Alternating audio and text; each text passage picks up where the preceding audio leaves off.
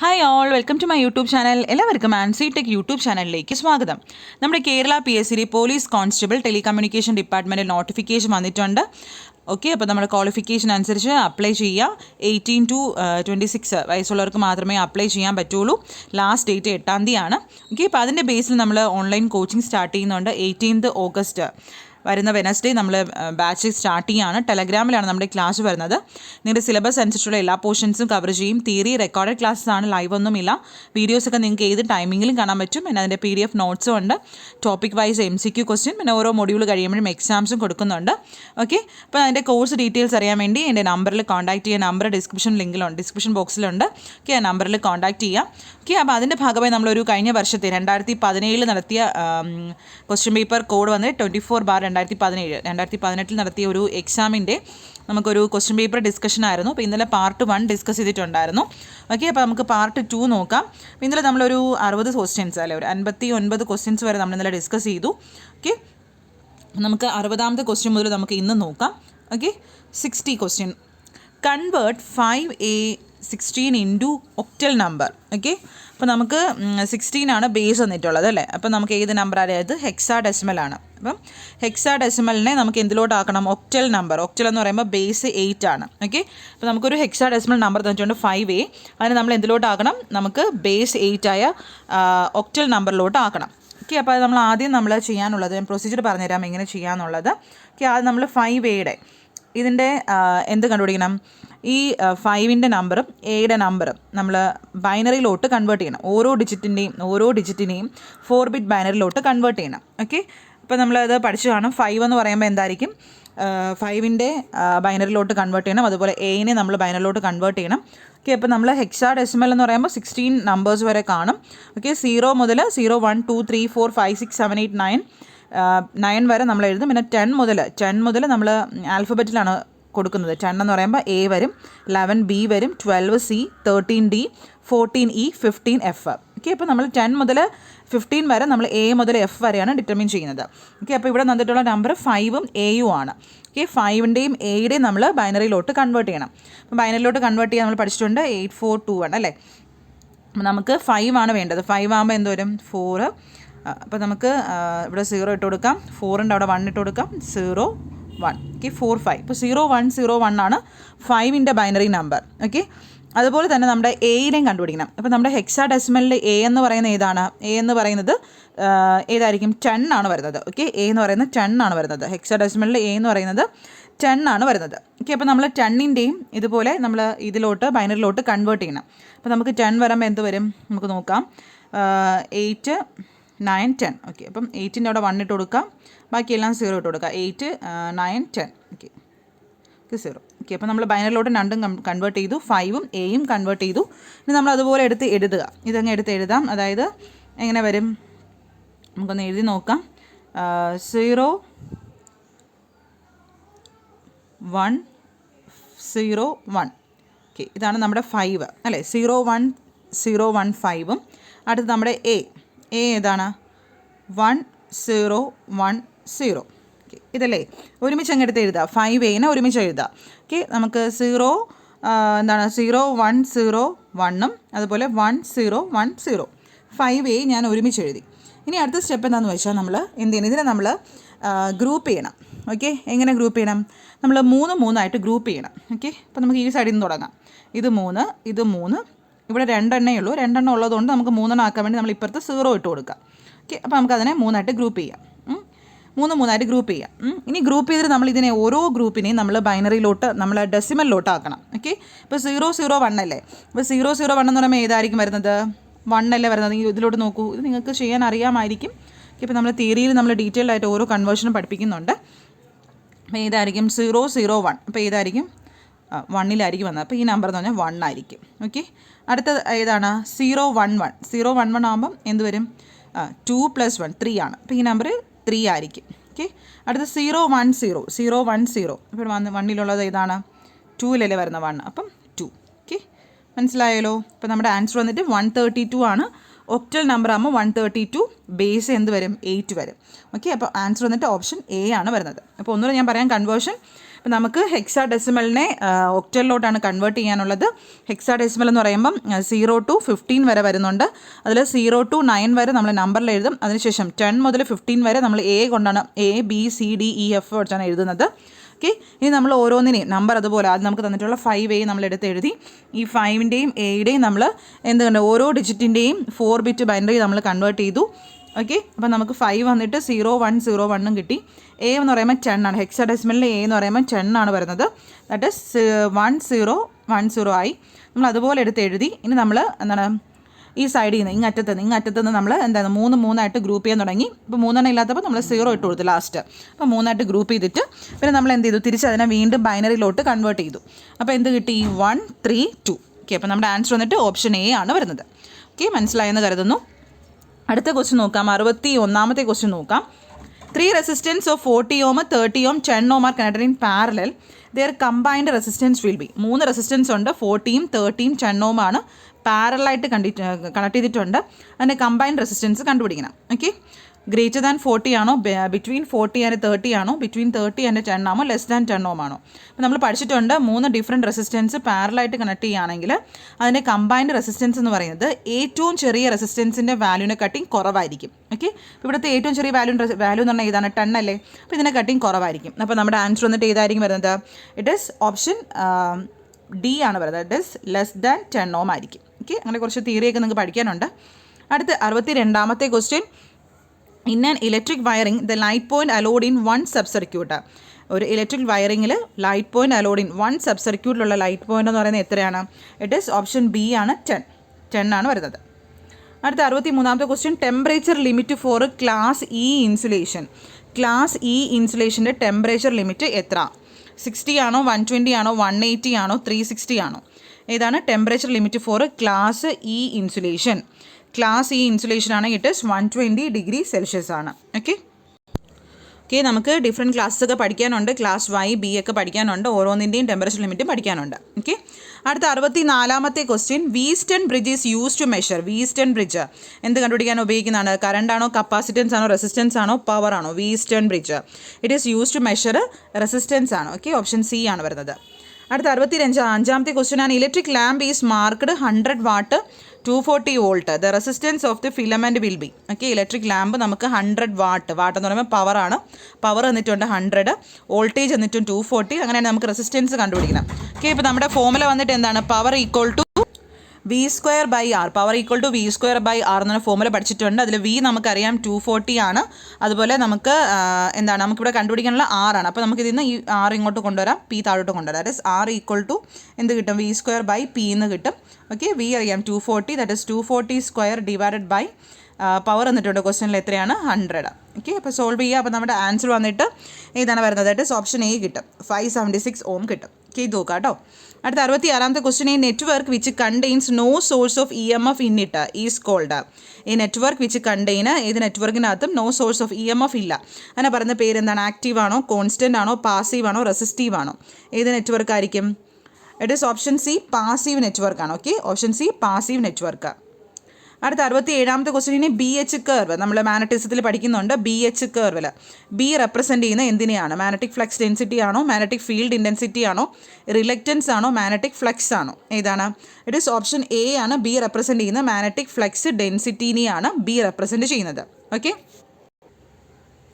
അന്നേരം H represent ചെയ്യുന്ന എന്തിനെയായിരിക്കും? H റെപ്രസെൻറ്റ് ചെയ്യുന്ന മാഗ്നറ്റിക് ഫീൽഡ് സ്ട്രെങ്തിനെ ആയിരിക്കും. ഓക്കെ, ബി റെപ്രസെൻറ്റ് ചെയ്യുന്ന മാഗ്നറ്റിക് ഫ്ലക്സ് ഡെൻസിറ്റിയും H റെപ്രസെൻറ്റ് ചെയ്യുന്ന മാഗ്നറ്റിക് ഫീൽഡ് സ്ട്രെങ്തിനെ ആയിരിക്കും. ഓക്കെ, അടുത്ത 68ാമത്തെ question. Power factor of a purely resistive load. ഒരു പ്യുവർലി റെസിസ്റ്റീവ് ലോഡിൻ്റെ പവർ ഫാക്ടർ എന്താണ്? ഇറ്റ് ഈസ് യൂണിറ്റി ആണ്, യൂണിറ്റി. ഓക്കെ, അടുത്ത 69ാമത്തെ ക്വസ്റ്റ്യൻ. ഇൻ ആൻ AC സർക്യൂട്ടിൽ an ammeter measures dash value of current. Okay, ഇപ്പോൾ നമ്മൾ പഠിച്ചിട്ടുണ്ട് AC സർക്യൂട്ട് ആകുമ്പം എന്താണ് എന്ത് ഇൻസ്ട്രുമെൻറ്റ് നമ്മൾ മെഷർ ചെയ്യുന്നതും ഏത് വാല്യാണ്? അമ്മീറ്റർ ആണെന്നാലും വോൾട്ട് മീറ്റർ ആണെന്നാലും വാട്ട് മീറ്റർ ആണെന്നാലും അപ്പോൾ ഏത് ഇൻസ്ട്രുമെൻറ്റ് മെഷർ ചെയ്യുന്നത് നിങ്ങൾ പഠിച്ചോണം. മെഷർ ചെയ്യുന്നത് ഏത് വാല്യൂവിന് തന്നെയായിരിക്കും? RMS വാല്യൂവിന് തന്നെയായിരിക്കും. ഓക്കെ, ഒരു AC സർക്യൂട്ടിൽ നമ്മുടെ ഇൻസ്ട്രുമെൻറ്റ്സ് എല്ലാം മെഷർ ചെയ്യുന്നത് ഏത് വാല്യൂ ഓഫ് കറണ്ടിനെ ആയിരിക്കും? RMS വാല്യൂ ഓഫ് കറണ്ടിനെ ആയിരിക്കും. RMS വാല്യൂ ആണ്, റൂട്ട് മീൻ സ്ക്വയർ വാല്യൂവിനെയാണ് മെഷർ ചെയ്യുന്നത്. ഓക്കെ, അടുത്ത 70ാമത്തെ question. To convert a moving coil galvanometer into an ammeter it must connect. ഒരു മൂവിംഗ് കോയിൽ ഗാൽവനോമീറ്ററിനെ അമ്മീറ്ററിലോട്ട് കൺവേർട്ട് ചെയ്യാൻ നമ്മൾ എന്ത് കണക്ട് ചെയ്യണം? ഒരു ഹൈ റെസിസ്റ്റൻസ് സീരീസ് ആയിട്ടാണോ, ലോ റെസിസ്റ്റൻസ് സീരീസ് ആണോ, അതോ ഹൈ റെസിസ്റ്റൻസ് പാരലാണോ, അതോ ലോ റെസിസ്റ്റൻസ് പാരലായിട്ടാണോ? ഒരു മൂവിംഗ് കോയിൽ ഗാൽവനോമീറ്ററിനെ അമ്മീറ്ററിലോട്ട് കൺവേർട്ട് ചെയ്യാൻ വേണ്ടി ഒരു ലോ റെസിസ്റ്റൻസ് നമ്മൾ പാരലായിട്ട് കണക്ട് ചെയ്യണം. ഓക്കെ. അടുത്ത 71ാമത്തെ question. The speed of the shunt motor has to be controlled through the flux control method. The suitable starter will be. Okay, ഒരു ഷണ്ട് മോട്ടറിൻ്റെ സ്പീഡ് കൺട്രോൾ ചെയ്യുന്നത് ഫ്ലക്സ് കൺട്രോൾ മെത്തേഡിലാണ്. അങ്ങനെയാണെങ്കിൽ ഒരു സ്യൂട്ടബിൾ സ്റ്റാർട്ടർ, ഇത് സ്റ്റാർട്ട് ചെയ്യാൻ വേണ്ടിയുള്ള സ്റ്റാർട്ടർ ഏതാണ്? DOL ഡയറക്റ്റ് ഓൺലൈൻ സ്റ്റാർട്ടർ ആണോ, 2 പോയിൻറ്റ് സ്റ്റാർട്ടർ ആണോ, 3 പോയിൻ്റ് ആണോ, 4 പോയിൻറ്റ് സ്റ്റാർട്ടർ ആണോ? ഏതാണ്? ഇറ്റ് ഈസ് ഓപ്ഷൻ D ആണ്, 4 പോയിൻറ്റ് സ്റ്റാർട്ടർ. ഓക്കെ. അടുത്ത 72ാമത്തെ question. The wattmeter reading of a transformer on open circuit test is 600 watt. Okay, and on a short circuit test at full load current is 1200 watt. What will be the copper loss at half load? Okay, ഇപ്പോൾ നമുക്ക് ട്രാൻസ്ഫോമറിൽ open circuit test ഉണ്ട്, short circuit test ഉണ്ട്. Open circuit test determine ചെയ്യുന്നത് എന്താണ്? No load ലോസസും അല്ലെങ്കിൽ core ലോസസിനെയൊക്കെയാണ് ഓപ്പൺ സർക്യൂട്ട് ടെസ്റ്റ് ഡിറ്റർമിൻ ചെയ്യുന്നത്. ഷോർട്ട് സർക്യൂട്ട് ടെസ്റ്റ് ആണെങ്കിൽ ഡിറ്റർമിൻ ചെയ്യുന്നത് കോപ്പർ ലോസസ് ആണ്. ഓർക്കുക, കോപ്പർ ലോസസ്. അപ്പോൾ ഇവിടെ നമ്മൾ തന്നിട്ടുണ്ട് copper losses at full load തന്നിട്ടുണ്ട്. എത്രയാണ്? 1200 വാട്ടാണ്. ഓക്കെ, ഫുൾ ലോഡിൽ നമുക്ക് I²R ലോസ് തന്നിട്ടുണ്ട്. It is what? I²R എന്ന് പറയുന്നത് എത്രയാണ്? 1200 ആണ്.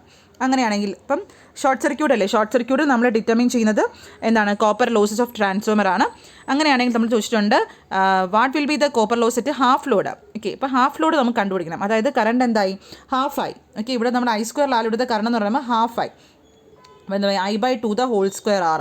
ഓക്കെ, കറണ്ട് ഹാഫായില്ലേ? അപ്പോൾ I/2 the whole square R into R വരും. ദാറ്റ് ഈസ് എന്താണ് ഇതിൻ്റെ മീനിങ്? എന്താണ്? I² by R, I² R into 1/2 the square എടുക്കേണ്ടത് ഇൻറ്റു എന്താണ്? 1/2 സ്ക്വയർ, ദാറ്റ് ഇസ് 1/4.